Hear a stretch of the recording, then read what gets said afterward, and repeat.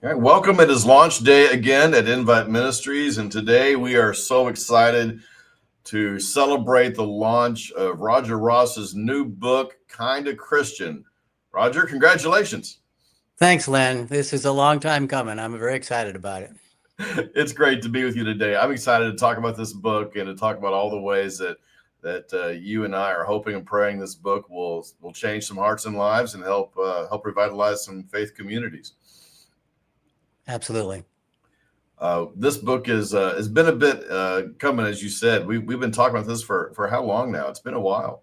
I think the first time we started talking about it was in December of 23. So yeah, and as I recall, I said, "Oh, Len, I've been, I've had some experience with this. I've been thinking about it for a long time. I should be able to knock this out in about 6 months."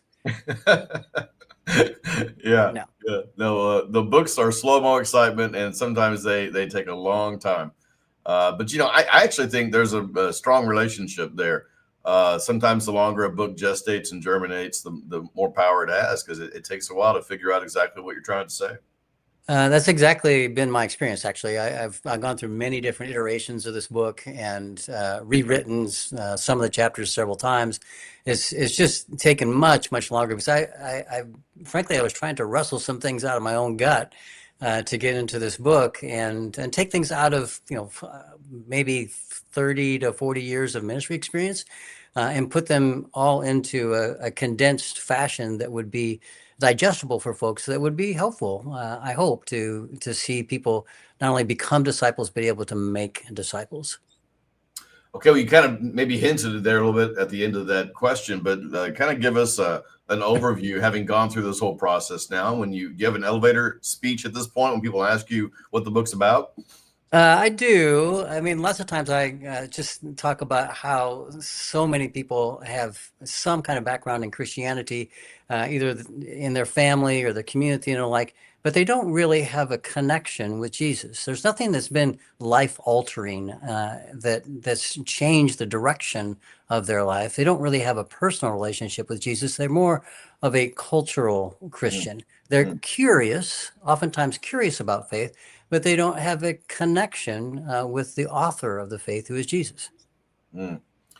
Okay, well that makes me want to talk about this symbol. On the cover of the book, we've got this question mark that's also an exclamation point. Is that what you just said about curious to serious? Our subtitle, of course, of the book as well. Does that symbol have something to do with that? That's what it's really all about. I didn't know this, but that's actually has a name. It's called an interrobang. And it's not, you won't find it on your computer keyboard, but there are places that have tried to insert that as a new key because it's a combination of, and oftentimes you'll see people put a question mark and then an exclamation point afterwards at the end of a sentence. It's like it's not just a question; it's a "Whoa, are you kidding me?" type of question, uh, Wow. and and that's really what this is about. Is it starts with curiosity. You got the question, but then it comes to an exclamation point to say, "Oh, this is way more than I thought it was," and that's actually a good thing. What's that symbol called again? Interrobang. Wow, that's incredible. So, like when I text my kids and they tell me something and I put the question mark and the exclamation point afterwards, like, are you kidding me? Or something Yeah. that actually has a name. I didn't know that. That's That's great. exactly right. Yeah, I actually I didn't know it either until I found this symbol and we were playing with it and thought well, maybe we could use it for the cover of the book. And then I did a little research on it, and that's what came up. Wow. Okay. So the book is just starting to get out into the world. Obviously, launch day to day. It's starting to show up on Amazon. A little slower than we wanted, but it's out there. In fact, I looked an hour ago, and you had your first endorsement. That was exciting to see. Yeah. Those are starting to roll in. Talk about some of the early feedback you've gotten from readers and from other friends in ministry so far. So far, people have been really kind. I've enjoyed the chance to interact with a lot of people about this book. I sent various versions of the book to a wide number of people just to get as much feedback as I could, so I could try to tailor it in a way that would actually have the right kind of impact for people.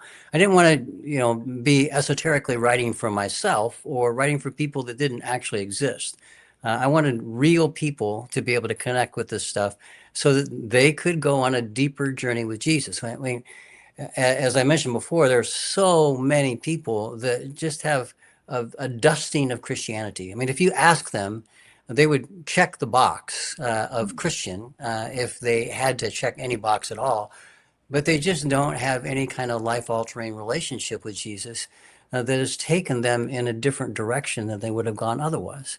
And therefore, they oftentimes, even though they may have been in church, maybe in some cases been in church much of their lives, they still feel a sense of inner emptiness or deep discontent, even when life is going well.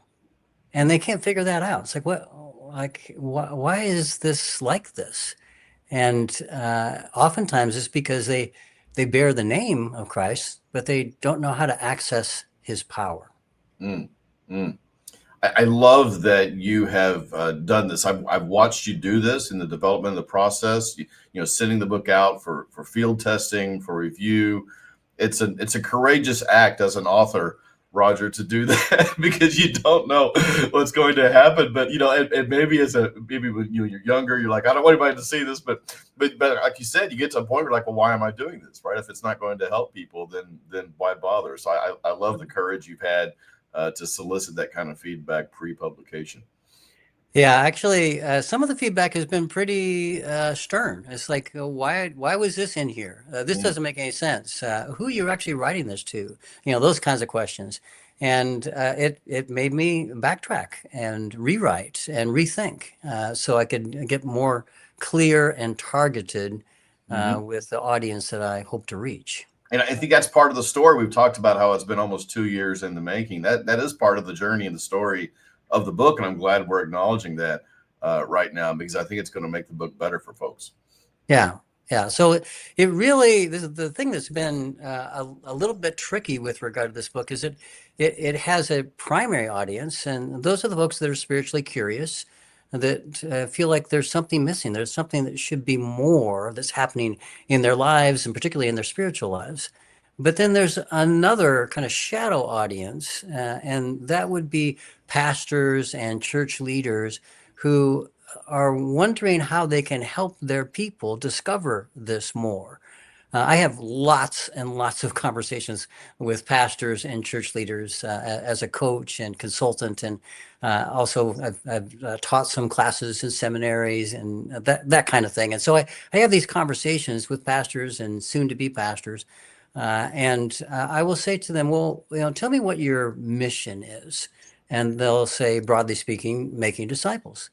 I said, well, okay, do you have a definition for what a disciple is in your context, your church or the place that you serve?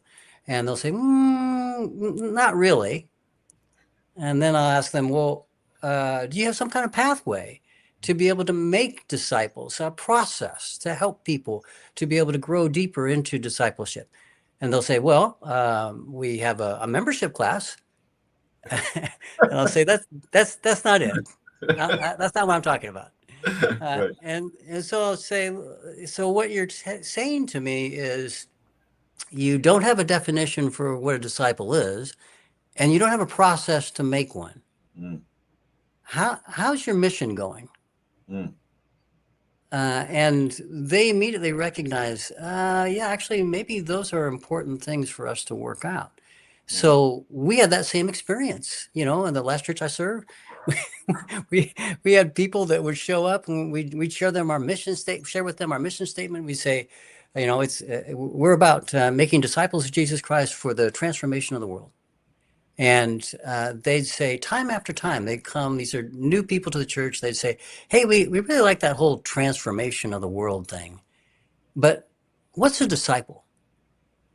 And we're like, well, everybody knows what a disciple is, right? It's a little of this, it's a little of that. We know it when we see one, and frankly, that wasn't very helpful. Yeah, right. Well, we'll talk a second here, Roger. I mean, my gosh, that's brilliant, and you're naming something that is it's just hiding in plain sight in front of the vast majority of churches, I think, today. So what do you have? Give us a very kind of high level view about what the book tries to do there in terms of naming disciples and kind of that pathway you described. Well, we decided that it wasn't good enough to just say a little of this, little of that, so I got the other pastors together and said, "Look, we need to come up with something. This is ridiculous." So we're trying to help people that are spiritually curious become deeply devoted disciples of Jesus, and we need to have an understanding of what that looks like and how to do that. And so I said, how hard could this be? Let's just knock it out in about 3 weeks. Well, 8 months later, we actually had something that we could bring to our leadership that we felt had some substance and some staying power to it. And it really revolved around some key characteristics. There were three of them: loving God, launching community, and unleashing compassion. This is what disciples do. All right. And so in the midst of that, we also identified, kind of got into some of the deeper details of what a mark of discipleship would look like. And we came up with 6 of those. And they all started with G's. So we named them our G6 network. But the 6 G's are glory, grace, group, growth, giftedness, and generosity. And every time that I would talk to pastors and seminary students and the like, we get into this discipleship conversation, and I would share what I just shared with you, and they'd say, "What was that 4th G?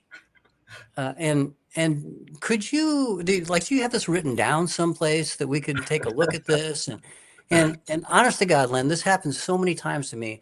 I finally realized, I mean, I mean, dozens of times this happened. And I finally realized that God was tapping me on the shoulder, maybe even using a little 2x4 to say, perhaps you should actually write this down. Wow. Yeah. Wow. What a great backstory, Roger, and a great explanation. We know that from working on the book together that you've gotten an incredible amount of endorsements from throughout our Wesleyan connection, various denominations and groups.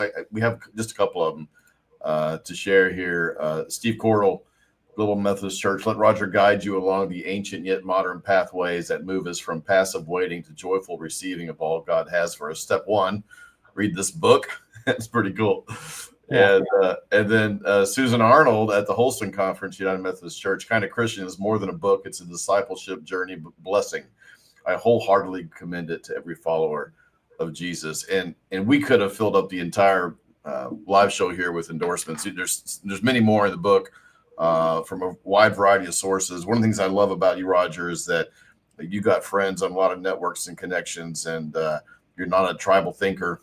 You're a Jesus thinker in my mind. And so people that connect with that kind of thinking are giving praise to the book. And it's great to see that kind of early feedback from folks.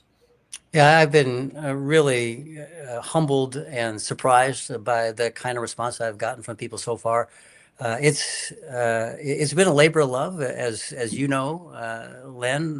There have been a lot of late nights and a lot of long days to try to get this to the point that it is right now. But I really believe ultimately it'd be worth it, and it's something I was just called to do. I mean, this was not. I'm not trying to. I'm not really trying to make money on this. This is my entire goal and deepest prayer is to see disciples that make disciples that make disciples. Part of Launch Day, we talk about the difference between Amazon and Invite Ministries. It's great to go on Amazon to support you, if you're listening to this, to support Roger today. The ranking is helpful on Amazon. It works as kind of a marketing tool. So the more Amazon buyers you get, then the more that ranking goes up, and the more that helps those algorithms. But if this is going to be a resource that people want to use in group settings, you can't get bulk discounts on Amazon for books. And so that's where you'd want to go to inviteministries.org. We've got set up 10, 20 or more. There's various tiers there that have various levels of discount. So those are our two. Obviously, we send the book out to the world. I mean, it shows up in English-speaking bookstores in Germany and all those kinds of things. But the vast majority of buyers are going to be Invite or on the Invite Ministries site, and that's the differences between the two. Okay, Yes. so the last thing I wanted to hear about is hopes and dreams, thoughts. Like when you think about having written this book and it's out in the world, like what would you like to see happen as a result of it? Well, I would love to see it be used in churches and small groups, on congregation-wide studies and the like, just to provide a way to at least provoke people into trying to come up with a definition. Whether they use the definition that I've got in the book, or whether they use something else that they come up with that God inspires them with, that doesn't matter to me. What matters is that every church, every pastor and leadership team all need to have some understanding of what it is they're trying to make. What does a disciple look like? And then some process for that to become reality. And if the book can help that to happen in a pastor's mind and heart, in a church and a congregation's mind and heart, it will have been a grand success in my eyes. I love that, Roger, and may it be so. Your book is uh, maybe the solution that many churches have not realized they have needed in terms of understanding what they're trying to do in ministry together. So, Kind of Christian, from curious to serious about Jesus, now available on Amazon and in Invite Ministries. And Roger, again, congratulations on the launch of your new book. Thank you so much, Len. It's been a joy to be on the journey with you. All right, now available wherever books are sold. Kind of Christian.